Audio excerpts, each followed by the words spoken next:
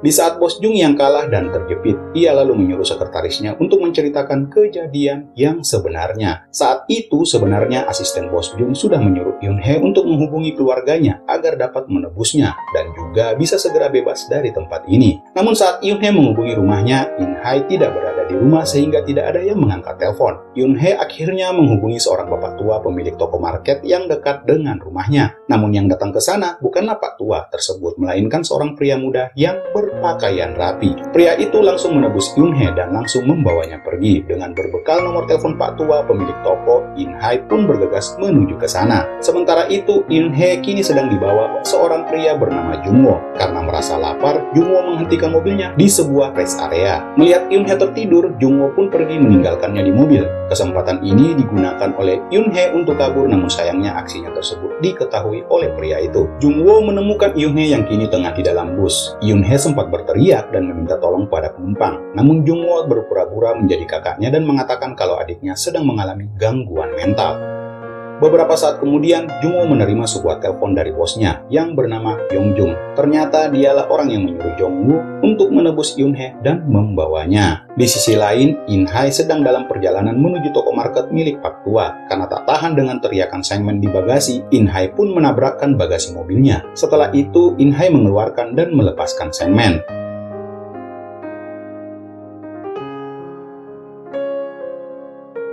Dari sini, akhirnya In-hae tiba di toko market milik pak tua tadi. Pak tua itu mengira kalau In-hae adalah salah satu anggota dari Jung-woo. Karena ketakutan, dia tanpa sengaja mengaku kalau dulu pernah melecehkan dan memperkeos Yoon-hee. Mendengar hal tersebut, In-hae langsung naik pitan dan menghajar pria tua tersebut. In-hae juga menginterogasinya dengan menjepitkan jari pak tua itu di pintu. Setelah menjepitkan jarinya hingga putus, In-hae mendapatkan kenyataan yang sangat memilukan tentang adiknya. Ternyata setelah pak tua itu melecehkan Yoon-hee, dia lalu menceritakan kelakuannya itu kepada kedua orang temannya. Mereka adalah seorang fotografer pemilik studio foto dan satunya lagi adalah montir pemilik bengkel. Dari cerita pak tua itu, akhirnya kedua orang tersebut juga ikut melecehkan Yoon-hee. In-hae yang sudah di puncak amarahnya lalu pergi ke studio foto yang dimaksud dan langsung menghajar sang pemilik.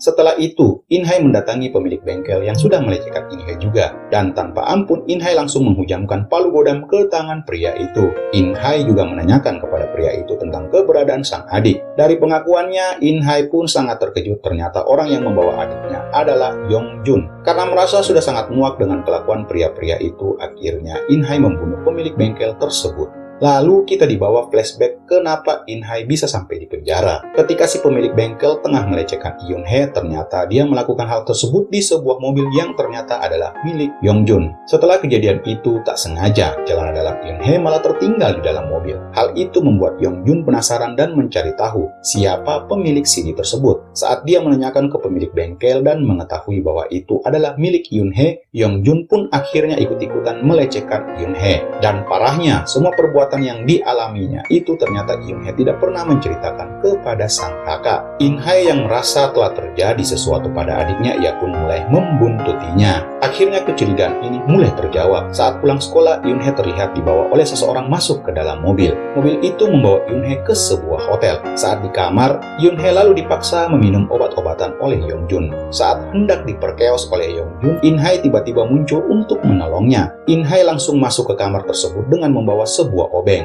Dia pun langsung menyerang Yong-jun. Saat perkelahian itu, In-hae menancapkan obeng tersebut ke mata Yong-jun.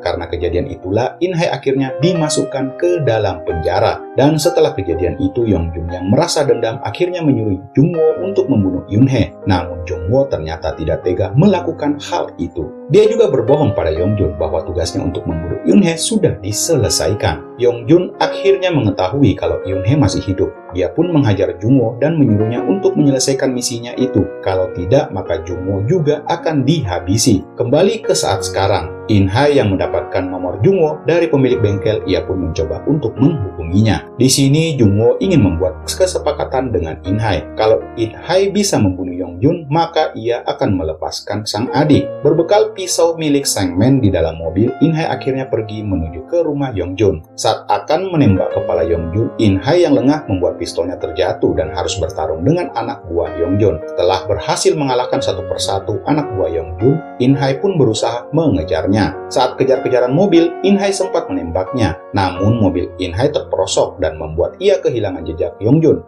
Yongjun yang tahu kalau Jungwoo telah berkhianat, ia pun menyuruh anak buahnya untuk mencari dan menangkapnya. Tak butuh waktu lama, Jungwoo akhirnya tertangkap dan dibunuh. Malam pun tiba, terlihat In-hai yang sudah bertekad untuk menyelamatkan adiknya. Yongjun yang tengah berkumpul dengan anak buahnya tiba-tiba dikejutkan dengan kedatangan wanita itu. Dengan kecepatan penuh, In-hai langsung menabrak mobilnya di kerumunan, hingga akhirnya pertarungan sengit pun kembali terjadi.